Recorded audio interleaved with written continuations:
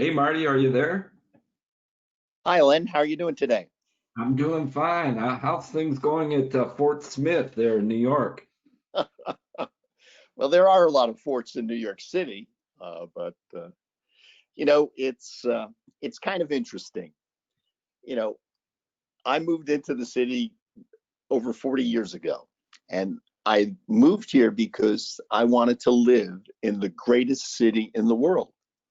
And it was the greatest city in the world, and hopefully still is the greatest city in the world because of the freedom that it offers, the opportunity, the creativity, the energy, everything about New York is this high energy place. And again, because it's the most diverse place in the world. There are so many different language newspapers here. People live together, work together, eat together.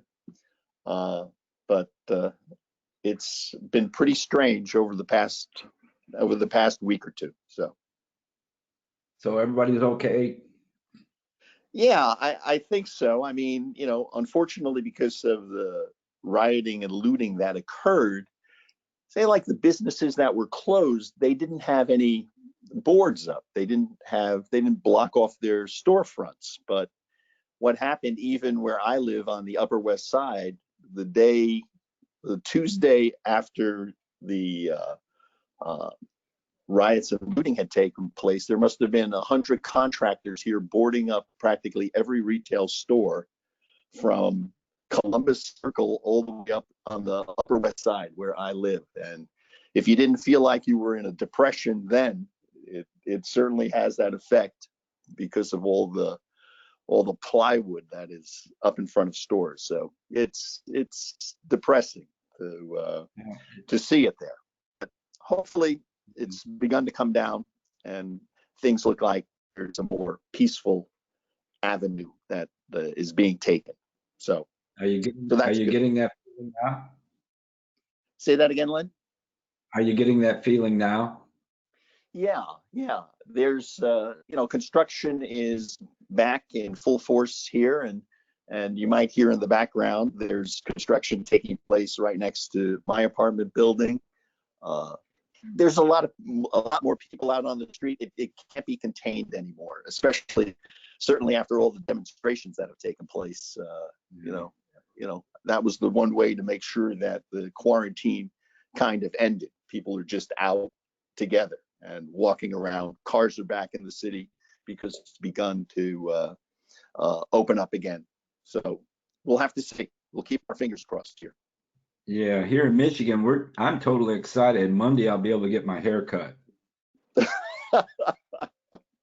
Yes, Remember, I don't think I've had this hair this long since I was in college. So I know my old band members called me and asked me if I wanted to get the band back together because I was looking the part. But it's it's a unique time, and I think it with all the elements that are going on, with all of the the things that are being thrown our way, I think it's easy to question, our future for the average American. I mean, there's a lot of anxiety out there, and you know, unfortunately, we're all members of that 24/7 news cycle that needs to create the headlines and needs to sell advertising and needs, it to be driven in a certain way. And so, I look at things a little bit differently than a lot of people, and I think you know that from my background. But it's what do you see not only in our financial future, but what do you see in the future of your community? What do you see when it comes down to how religions are going to react to this, and the actual practice session we went through of shutting down the entire nation? And I just use that as a in tongue-in-cheek thing, the ability for them to shut down an entire nation for something makes me wonder at what point they could use that power again. And I and know, I know. I'm Um, amazed that the power that I live in a small community. Unlike you, I like the quietness, but I live in a small community where the mayor of the community seems to have more power than the president of the United States or the senators that we have. And it's, you have to wonder, who do you salute in the morning? And my question is, am I a citizen of the United States, or a citizen of Michigan, or a citizen of Trent, the city of Trenton?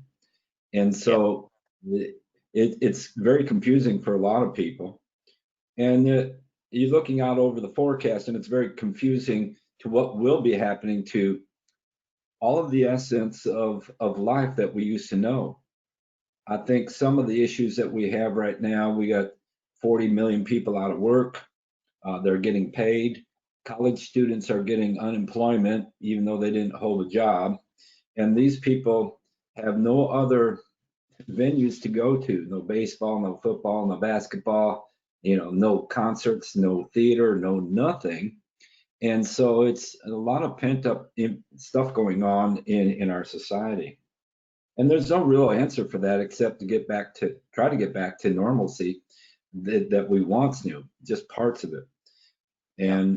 And I know there needs to be, corrections in the way, things are handled from government to local municipalities all the way down, and to keep our society in place. But it's going to take time, and I think we're entering into a very toxic elections cycle that will even further damage the civility in our discussions.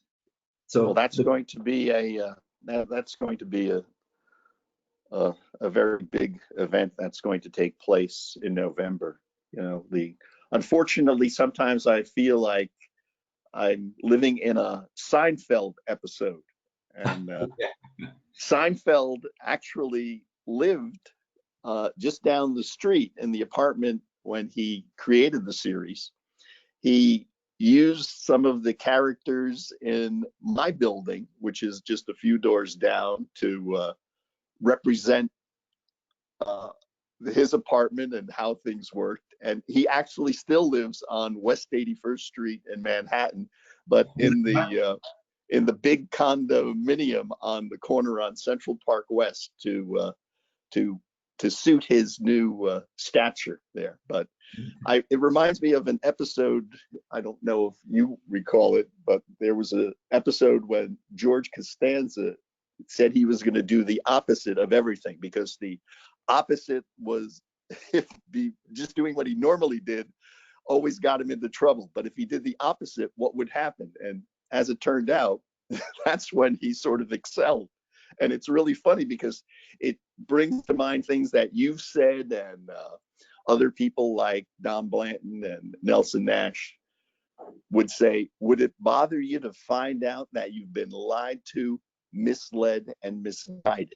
And I think that's becoming so true now, especially if you just take a look at the 401k and the creator of the 401k, about what he actually believes, what the 401k did to our society. It's pretty amazing there. So again, it's this idea of, how prepared are you and your family for the future, not only financially, uh, but again, even in terms of your own safety at this point in time, and that brings us to what we do. Who's responsible for this? I mean, everything that we do about this is, who's responsible for you financially? Who answers for you besides yourself? I mean, it's not the system. We know it's not the system. We have to take charge. We have to be in control. There needs to be ownership. Yeah. When I look at the news clips and everything else, and I see a lot of young people out there, what is missing in their lives is ownership. And not only ownership of material things, but ownership of their ideas. There's a funny little discussion I have with people all the time about the rights they have and the revolution that they want to have take place. But the problem is they talk about rights and revolution, whether it's cultural revolution. There's no responsibility attached to it. Someone must Correct. be responsible. They want, it's and we're looking at situations where they've cordoned off parts of the city, 6, 8 blocks, and they want free education, free healthcare, free everything. But what is absent there is the people who are going to pay for it and the providers of all these elements, so they can get it free.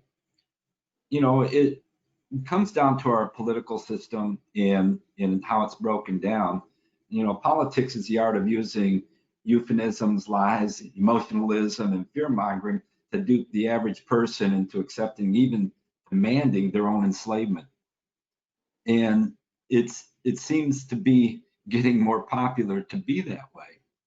And the question is, what do you see? But more importantly, what don't you see?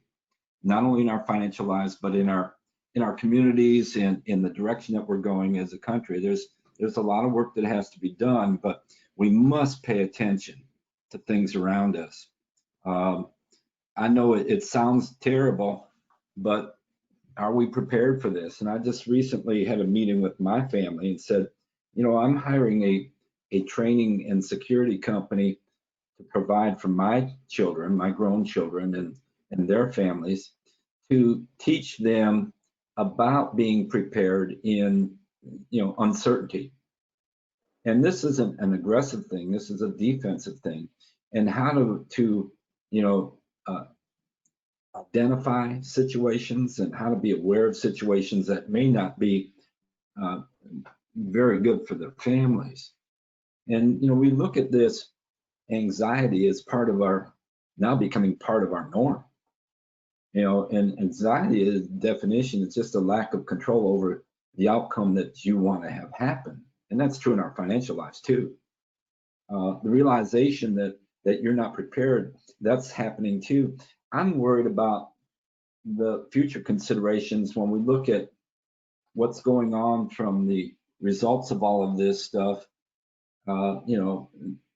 The CMX Cinemas, J. Crew, Gold's Gym, Neiman Marcus, J.C. Penney, Pier 1 Airports, Hertz, Virgin Australia Air, Rite Aid, Bed Bath & Brown, Lord & Taylor, Tuesday mornings, and over 52% of the small businesses that will face closure in the next 6 months. That's my concern, because that's our community. Yeah. And so yeah, we have to pay attention to the aftermath of all of this stuff. And we have to prepare ourselves to say, you know what, to rebuild in areas that were destroyed, insurance companies are now it's going to cost companies triple what it used to be to rebuild and to insure these properties in the future. And so these are all challenges that we're facing and we have to overcome. And as we have talked in the past, there's an immediate impact to what's going on here, and then the residual impact. And it's amazing that at some point in time, this gets to be rather deeply concerning from a community standpoint and a social standpoint of what is actually happening in our country. I love the people in our country. It's the greatest place to live, and it's not without its faults. But pick another country where you'd want to go. That's a very short list. very short. It's, Len, it comes back to me to, talk about the individual responsibility that we all have to be prepared, to try to look into the future, to just as a business would, financially stress test its assets and its where they are and its liabilities. It's something that the individual, as opposed to the system, needs to do. And the one good thing that I see about this is that I believe in the goodness of each individual, and I'm sure it's there. I just believe that if there's any good thing that perhaps can come out of this, is to realize that the irony of the situation is that the people who are in charge seem to be the people who know the least about how money works, the least how businesses operate, the least about basic economics and even human behavior.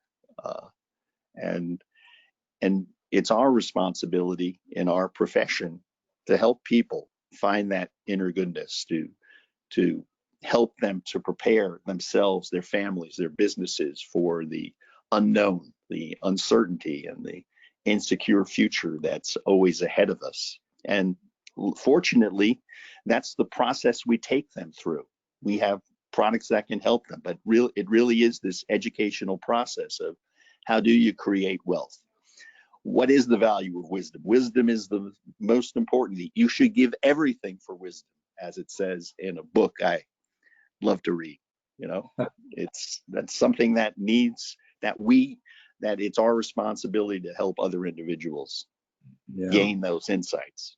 Wisdom is that element of using knowledge, and we train kids in college to understand knowledge, but not the wisdom of the use of it.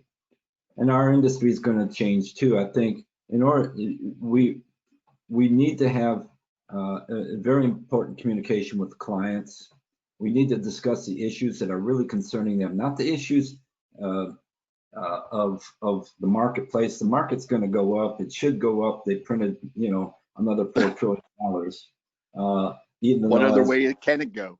As we're speaking right now, I'm looking at the market and it's down 1,000 points. But that's not the issue. Communicating the issues of the family, the businesses, and identifying value. We have a slow process in our industry of identifying value that's already there and not putting value to it. Meaning this, a rich person will do all the planning that's necessary to preserve the financial integrity of their family. They will do that. In today's world, even though we're facing the next crisis of shortfalls and retirements from a monetary standpoint, we're not ensuring the values that already exist. We don't preserve and protect the value that's already there. And this is going into a discussion about generationally. The value that you parents have, the value that I have for my children, they've ensured that value exists. They've ensured that it will be there in the future. And they used leverage, understanding leverage, both sides of leverage. Leverage has two edges to it. Number one, there is monetary leverage, and then there's time leverage. And time leverage, we need to become very sharp on the element of time, because without time, nothing compounds. The real problem here is that many people are running out of time, and we have to find solutions without the element of compounding things out for 20 years. And then in my world, when I look at things, we talked about ownership briefly just a couple minutes ago. Ownership is everything in finishing the plan. We have provided a letter stating that, in the case of a nursing home, Marty, you're able to claim some assets. You're able to keep your house and a car. And in Michigan here, you're allowed to keep $123,000. But everything else is non-exempt. Are we finishing the plan? When we preserve assets and we use life insurance and annuities, are they non-exempt elements? The answer is no. Why not? Because the ownership is wrong. We need to have a discussion to finish the plan with our clients and make sure that they're protected. And that's why I like having these discussions with you, because this is for people in our industry, who, we want to uncover and examine the challenges and the impact of the planning elements and the myths and realities around traditional financial thinking. I think what's important, Marty, is you hold a position with the company, and I admire the work that you do. I'm a little bit different on the other end, where we want to challenge some of these issues and make people think. And when people think, they're able to decipher the difference between propaganda and advertising to reality. And I think that's the difference between the two. And, we talk about becoming better practitioners. And I think you and I are dedicated to bringing the industry to another level, not the industry itself, but the person representing the industry, the representatives, the professionals I applaud people who sell life insurance. It's such an undersold product, but the people who have it never will give it up. I have delivered death benefits to families and looked in their eyes and they say, geez, I wish it could have been more. And I want to tell them, you fought me even to get this amount.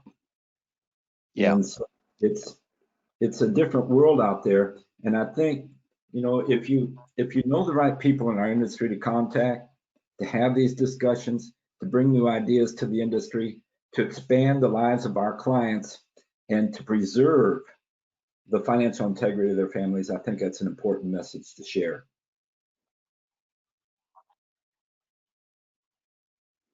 Well, Len, I appreciate so much that you and I are having these discussions, and I don't know of an organization that does as much as Wealth and Wisdom to help educate not only professionals, but of course all the clients who certainly benefit from the wisdom that you can share. So thank you very much.